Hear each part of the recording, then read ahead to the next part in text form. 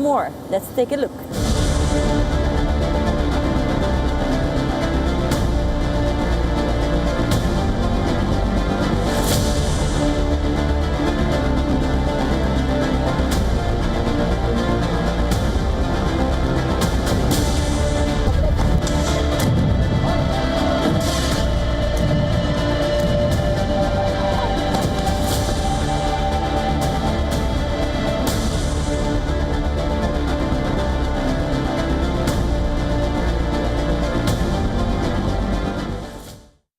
America is facing one of its biggest fears and nightmares in West Asia as Iran unleashes a new missile arsenal. New missiles guided by Chinese tech and refined by Russian combat tactics. Those are being able to target advanced US bases in the region. We tell you more in this report.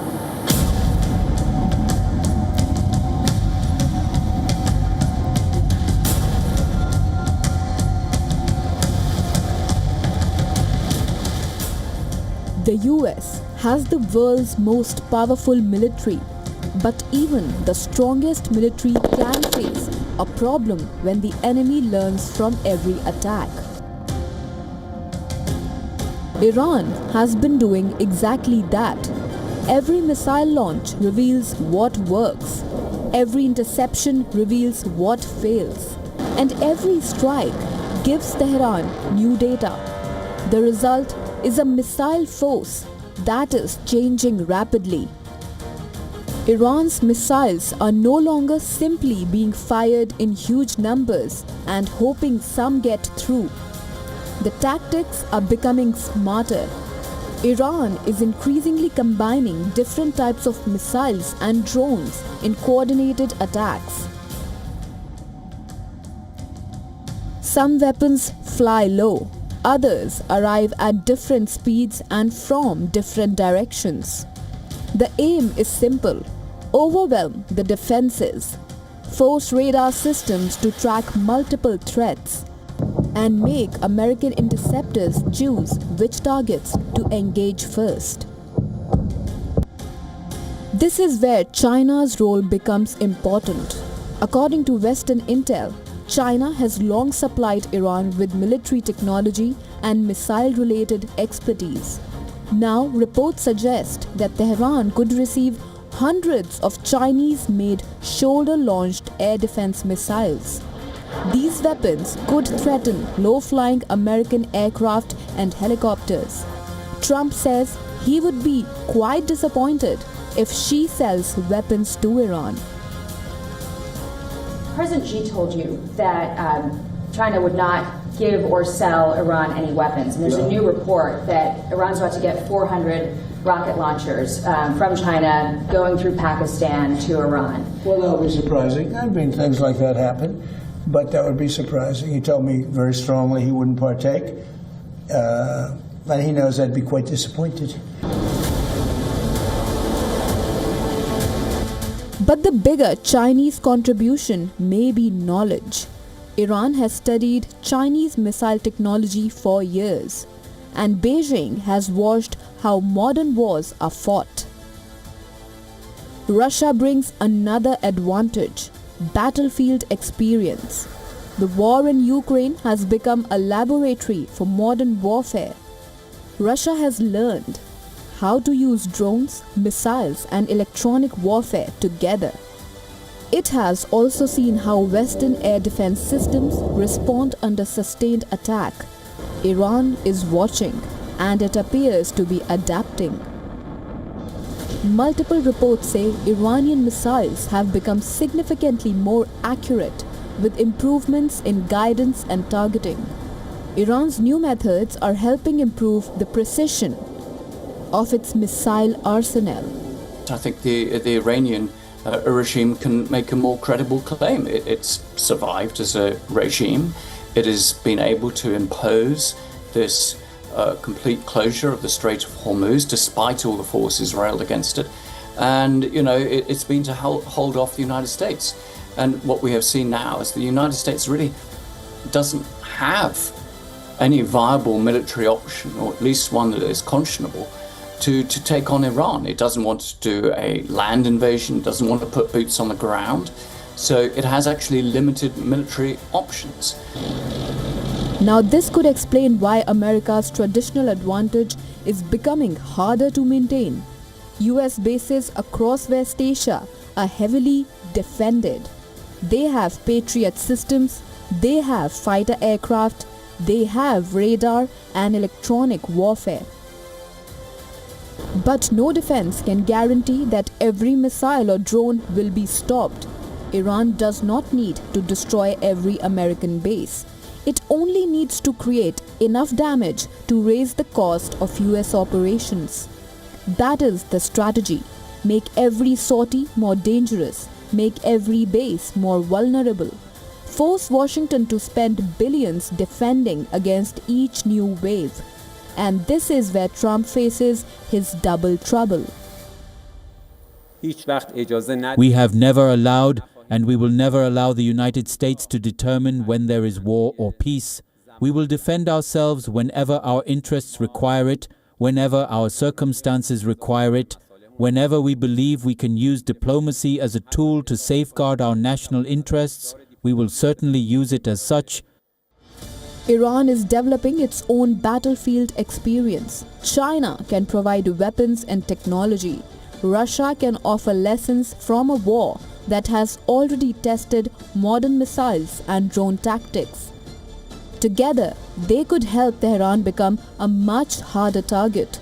Trump shrugs off the concern, but hints he would raise the issue with his Russian counterpart. Well, we'll find out if that's true. I'll ask Putin about it. We'll find out. It hasn't had much impact because we've knocked the hell out of them. What do you think? They have no navy, they have no nothing, so it hasn't worked out well. I don't think they've been doing it. Certainly not at a high level. And if they have, it has been very unimpactful. For US military, the challenge is no longer simply stopping Iranian missiles. It is stopping an entire ecosystem of military learning, because every time Iran attacks, it learns. And if China and Russia keep helping Tehran improve, the next Iranian missile barrage may be more precise, more coordinated, and much harder to stop. That is the real danger. The missile may be Iranian, but the lessons behind it could come from much further away. The United States has reimposed its naval blockade on all Iranian ports after the collapse of a peace deal. But regardless of all that, Iran continues to export billions of barrels of oil.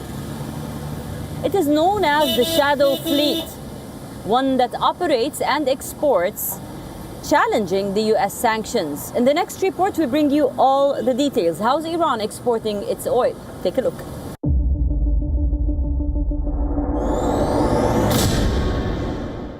Iran's Shadow Fleet is one of the world's most elusive oil transport networks. It is a fleet of hundreds of aging tankers that operate outside the spotlight of the global shipping industry.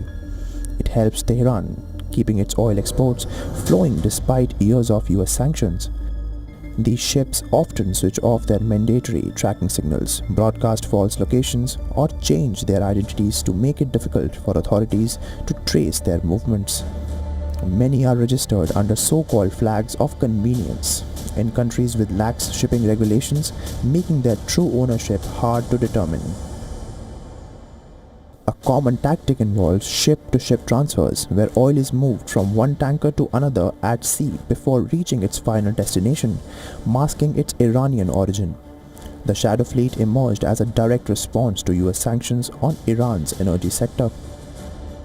While there are no UN sanctions that ban Iranian oil, Washington's secondary sanctions threaten any company, bank, or shipping firm that buys, transports, or finances Iranian crude. As a result, most of the mainstream global shipping industry stays away, leaving Iran to rely on this parallel network. The biggest destination for Iranian oil is China. Analysts estimate that China imports around 1.4 million barrels of Iranian oil every day, often through small private refineries. The oil is frequently relabeled as coming from countries such as Malaysia or Indonesia, helping avoid the spotlight of US sanctions. But the shadow fleet isn't just a sanction story. Many of these tankers are more than 2 decades old, raising the risk of major oil spills, collisions, and environmental disasters. Ships operating without tracking signals also increase the danger of accidents in some of the world's busiest shipping lanes. Now, with Washington reimposing its naval blockade of Iranian ports, the US is stepping up its effort to intercept these vessels, sanction their operations, and disrupt the network that has kept Iran's oil trade alive. But as long as buyers remain, and as long as these ships continue to find new routes, the cat and mouse game between Iran's shadow fleet and US sanctions is far from over. First came the missiles and then came the maritime fees. Yemen's Ansarullah, otherwise known as the Houthis, are now accused of copying Iran's strategy in the Strait of Hormuz. From blockades to targeting oil tankers and now to charging ships for safe passage. Yemen's Houthis are opening a new front in the West Asia war.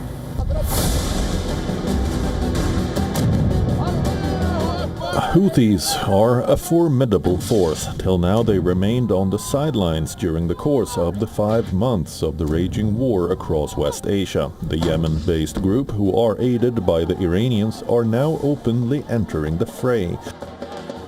Yemen's Houthi rebels are now being accused of following Iran's playbook in the Red Sea. Days after announcing a maritime blockade on Saudi shipping through the Red Sea and Bab al-Mandeb Strait, the Houthis claimed responsibility for an attack on a Saudi oil tanker, saying the vessel had violated their blockade. The Yemeni armed forces carried out 2 types of military operations. The first targeted sensitive targets at Aramco facilities in Jizan using dozens of ballistic missiles and drones, while the second operation targeted sensitive targets at Aramco facilities in Yanbu using ballistic missiles, cruise missiles and drones. Yemen's internationally recognized government says this is part of a larger strategy to replicate Iran's model in the Strait of Hormuz. Yemeni government said the Houthis want to gain control over the Red Sea, warning that they are trying to shut down 2 of the world's most strategic maritime gateways, Hormuz and Bab al-Mandeb. The Bab al-Mandeb is one of the world's most important maritime choke points, connecting the Red Sea to the Gulf of Aden and carrying a significant share of global energy and commercial trade. During the Gaza war, Houthi attacks on shipping forced many vessels to take the longer route around southern Africa, disrupting global supply chains. Now, with attacks on Saudi tankers, a blockade in place, and allegations of a plan to monetize access to the Red Sea, fears are growing that the Houthis are moving from firing missiles to controlling shipping to charging for passage.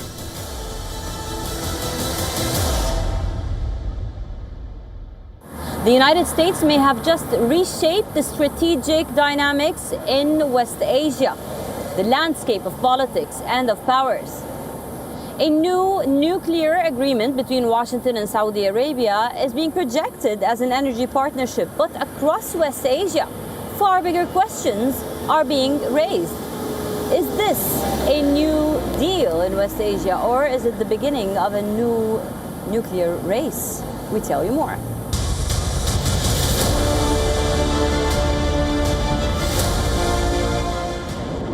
Iran is being bombarded for the past 5 months. The US says it can never allow Iran to have a nuclear program. But Washington is now making a nuclear deal with Saudi Arabia. What is being presented as a civilian nuclear agreement could end up redrawing the strategic map of West Asia. Right now, in the region, there is only one nuclear power.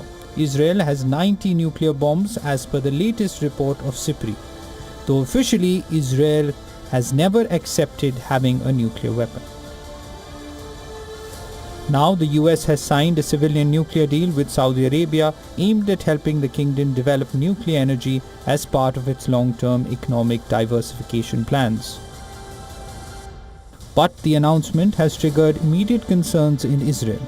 Israeli political leaders warn that the agreement could bring Saudi Arabia closer to developing a nuclear weapons capability if the right safeguards are not in place. Donald Trump attempted to calm those fears. The US president claimed the deal would bar Saudi Arabia from enriching uranium and would require Riyadh to normalize relations with Israel. Israel welcomed that statement, calling it a boost for the Abraham Accords. We didn't talk about it, but it was always understood, and Chris knew, and Saudi Arabia knew, that if they didn't join the Abraham Accords, the deal's not, I'm not going to do the deal. So then why did you sign it? Senator John... Because they understood that in order, subject to Congress and everything else, in order for that deal to go through, they had to sign into the Abraham Accords. But there is a problem. Neither the official US announcement nor Saudi Arabia's statement mentioned either uranium enrichment restrictions or normalization with Israel. And so far, Riyadh has not publicly endorsed Trump's claims. In fact, Saudi Arabia has repeatedly stated that normalization with Israel remains unlikely without meaningful progress towards a Palestinian state. A new agreement on nuclear energy between the United States of America and the Kingdom of Saudi Arabia is a breakthrough agreement on nuclear power. From the Israeli point of view, it affects the arms race, nuclear arms race in the Middle East. It creates precedents about proliferation of, or possibly proliferation of nuclear capabilities, and also set some precedents about inspection and monitoring. Depends on the actual details of the agreement. Since the Gaza war, the political cost of recognizing Israel has risen sharply for the Saudi leadership. That makes any link between the nuclear deal and diplomatic recognition highly uncertain. For Washington, the strategic calculation is clear. The US does not want Saudi Arabia to turn to China or Russia to build its nuclear program. Keeping Riyadh within the American security architecture is seen as a key geopolitical objective. Saudi Crown Prince Mohammed bin Salman has previously said that if Iran acquires a nuclear weapon, the kingdom would move quickly to develop one as well. After the recent US-Israel conflict with Iran, those security concerns have only intensified. And there are questions over the extent of the International Atomic Energy Agency oversight. If those concerns persist, Iran could demand similar terms in any future nuclear negotiations with Washington. That is why this agreement is about far more than civilian nuclear energy. If Saudi Arabia and Iran move closer to nuclear capability, other regional powers, including Turkey and Egypt, could face pressure to follow. A potential US sale of F-35 stealth jets to Turkey is raising concerns in Israel. But despite all that, Donald Trump has continued to praise Ankara. This is supposed to change the tactics and the edge that Israel has in West Asia. We take a look in this report. The President of the United States, Donald Trump, has pushed back against Israeli Prime Minister Benjamin Netanyahu's opposition to a possible sale of F-35 stealth fighter jets to Turkey. According to reports, Trump made it clear that no country dictates what the United States can or cannot sell. From pressuring Israel over Gaza to backing Saudi Arabia's civilian nuclear ambitions and now opening the doors to an F-35 sale to Turkey, Trump appears increasingly willing to pursue his own West Asia strategy, even when it does not align with Israeli preferences.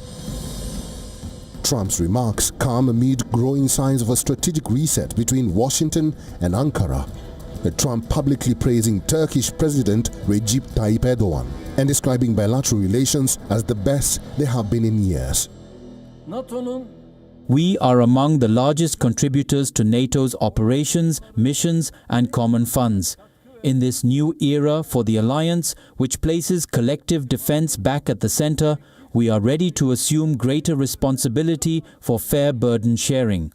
At the recent NATO summit, Trump said his administration would lift sanctions on Turkey and would consider selling the country the F-35, the world's most advanced fifth-generation stealth fighter. So we have a great relationship, and they're talking about the F-35 airplane, and it's the best plane, and everybody wants it, and we have to make a decision who we give it to. I mean, my inclination, because he's stayed out of, he's not a huge fan of Bibi, and he's not a huge fan of Israel, but he stayed out of that war. He could have gone into that war very easily, and he didn't. At my request, he stayed out of that war. But even as Trump signals his support, his own administration has made it clear that the deal cannot move forward yet. A U.S. State Department letter to Congress says Turkey has not yet met the legal requirements to rejoin the F-35 program. Under U.S. law, Turkey must first give up the Russian-made S-400 system, pledge not to acquire it again, and meet additional certification requirements before any transfer of F-35 aircraft can take place. Turkey was removed from the F-35 program in 2019 after purchasing the S-400 from Russia. For Turkey, rejoining the F-35 program has become a major strategic goal. President Erdogan says he believes Trump will honor his promises, while Ankara continues to argue that its removal from the program was unjustified. For Israel, however, the issue is far bigger than a single arms deal. Israel has long relied on its qualitative military edge in the region, and the prospect of Turkey acquiring F-35s has raised fresh concerns, especially as ties between Israel and Turkey have deteriorated over Gaza. The issue also reflects a broader shift in US policy. That's all we have for you on this episode of the West Asia Post. I will see you next week with a brand new lineup, always bringing you the most recent updates, news, and ground reports from the world's most volatile region. I'm your host, Redi Francis, signing off from Beirut, Lebanon. For more global news, keep on watching WION World is One.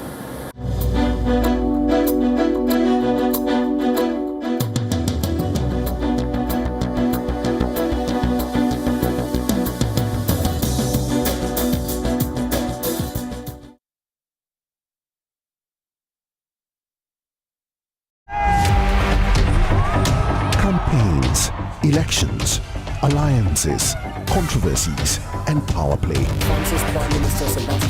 Stories that analyze global and domestic politics. A dedicated show with varied perspectives, expert take, citizens' voices, detailed ground reports, and in-depth coverage from political corridors of the world. This is Race to Power, only on WION. In this rapidly changing world, is your health keeping pace? Best practices and breakthroughs, busting the hype with real insights. The timeless power of yoga and ancient healing. Good food, good mood. Small steps, big impact. Your health matters. Only on WION World is One. Because nothing matters more. Get the latest updates. Breaking news. Credible, clear, continuous. Experts across aisles. Diverse voices, one platform. WION World is One. From the bustling trading floors of Wall Street to the vibrant exchanges of Asian stock markets, WION breaks it down for you to make sense of what's happening, as we reveal the key factors behind